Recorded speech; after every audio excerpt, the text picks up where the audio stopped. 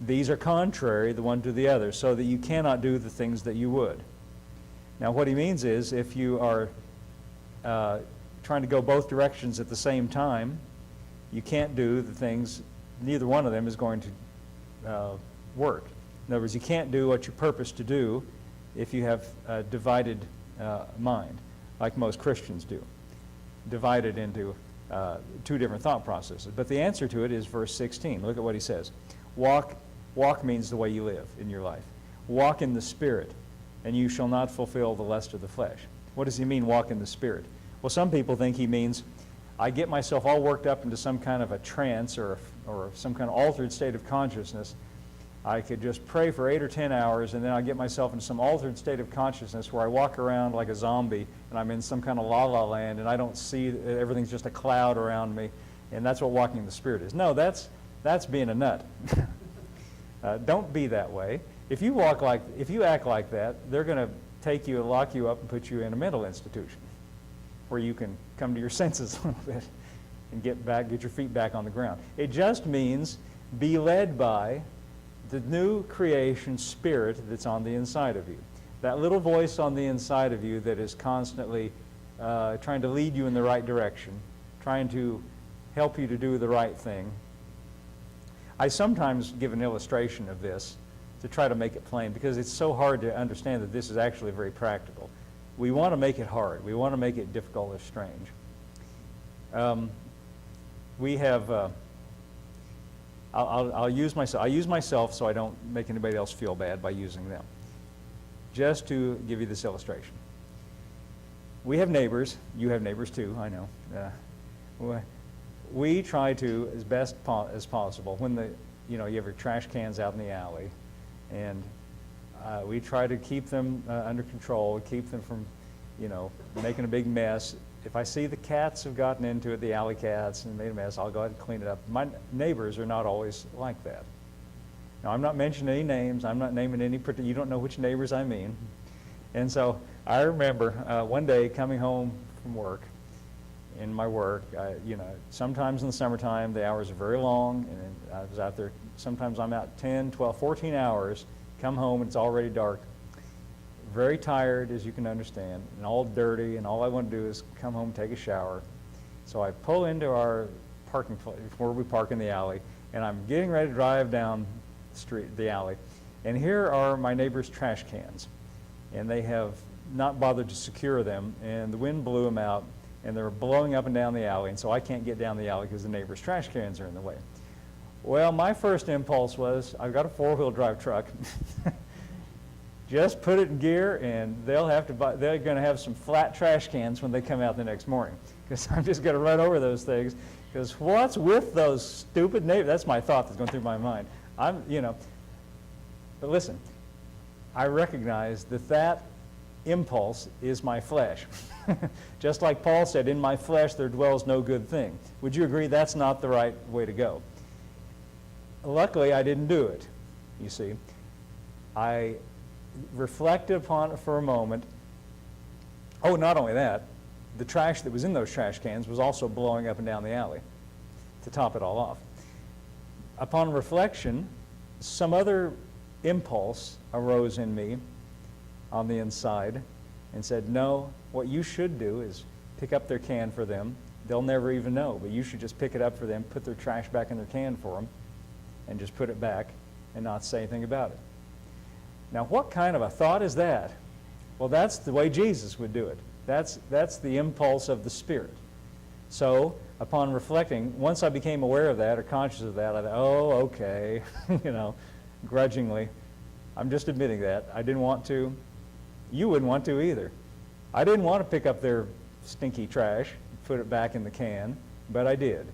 Now, when I did that, what I was doing was I was choosing to walk in the Spirit and not in the flesh. I guarantee you I was not in a trance, and I didn't see clouds all around me. I didn't hear angelic voices, and it didn't seem strange or, weird. It was just the acting on a higher impulse that's present in all of us as Christians. I don't have to ask you if it's in, because I know it's present in you too. If you're a Christian, it's in you too. It's the voice of your spirit in union with Christ That's what he means by walking in the Spirit and not the lust of the flesh, the desires of the flesh. See, the lust of the flesh, the desires of the flesh would have been put the truck in four-wheel drive and run over their stupid cans and leave a nasty note on their door. I know you've never been tempted to do things like that. It's just me. So, okay, now we're back in chapter 8. I'm not going to be long with this. Just wanted to make that point. Where were we? Verse 8. So then, they that are in the flesh cannot please God. See, the flesh is the mind, the carnal mind is antagonistic with God. Look at verse 9. This is remarkable. You are not in the flesh, but in the Spirit. He's writing to Christians. This is true of everybody that's a Christian. If you believe in Jesus, he says this about you. You are not in the flesh. In other words, that's not who you are. That's not your identity. You are in the Spirit, if so be that the Spirit of God dwell in you. Now, if any man have not the Spirit of Christ, he's none of his. That means as a Christian, you have the Spirit of Christ.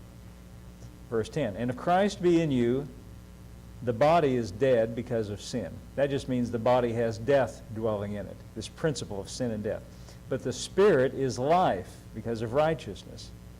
Well, that sounds like a kind of a dilemma, because if the body is dead because of sin and the Spirit is alive, it sounds like you're in a kind of a bad situation. The Spirit is trapped there in this dead body. But look at what he says next. This is really remarkable. He says, verse 11, but if the Spirit of him that raised up Jesus from the dead dwell in you, which the word if there is rhetorical. It means if and it's true. In other words, because it's true. We could say it that way. Because the Spirit of him that raised up Jesus from the dead dwells in you, he that raised up Christ from the dead shall quicken your mortal bodies by his Spirit that dwells in you. The word quicken means to give life to. Now he's making an analogy. He says, just think about Jesus when he was dead and God made him alive again by the Spirit of God. If your body has this principle of sin in it, think about it this way. The same Spirit that made Jesus alive again dwells in you, so he can make your body behave and make your body, your physical self, be alive. That's what he's saying. Therefore, brethren, we are debtors, not to the flesh, to live after the flesh. Now I'm going to skip a little bit just so we can get this in today.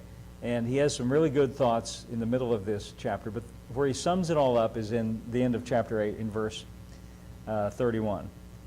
And maybe we'll go back and pick up some of that another time, but I want to finish this. In verse 31, he's summing it all up, all of what he said in 8 chapters. Verse 31 says this, what shall we say to these things? In other words, how can we respond to all these things we've been saying? Here's how we respond. If God be for us, who can be against us? This is how he's summing it up. What shall we say to all this? If God be for us, who can be against us? The if is not to inspire doubt. It's another rhetorical if. In other words, because God is for us, who can be against us? Say it another way, because God is for you, there can be nothing ultimately successful against you. Not necessarily people, things, circumstances. Because God is for you, you come out on top. That's what he's saying. He that spared not his own Son, but delivered him up for us all, how shall he not with him freely give us all things? He's saying, if he gave Jesus for you to save you and to make you a Christian, he's not holding anything else back. He also gives you all things. He's done everything else that you need. He's covered you from all angles. Verse 33 says, who shall lay anything to the charge of God's elect? It is God that justifies. This gets back to that idea at the beginning where he says, if you're a Christian, you're not condemned. Now he says you can't even bring charges. Who's going to bring charges? Well, like people that you talk to sometimes. In my experience, talking to somebody that says, you don't know all the wrong things I've done. Well, see, what you're not reflecting on the fact that you can't even bring charges against you if you're a Christian because it's already been dealt with. That's why I said when that person said, you don't know all the things I've done, I said, yes, but Jesus knew on the cross when he paid for it. So there's no charges that can be brought anymore.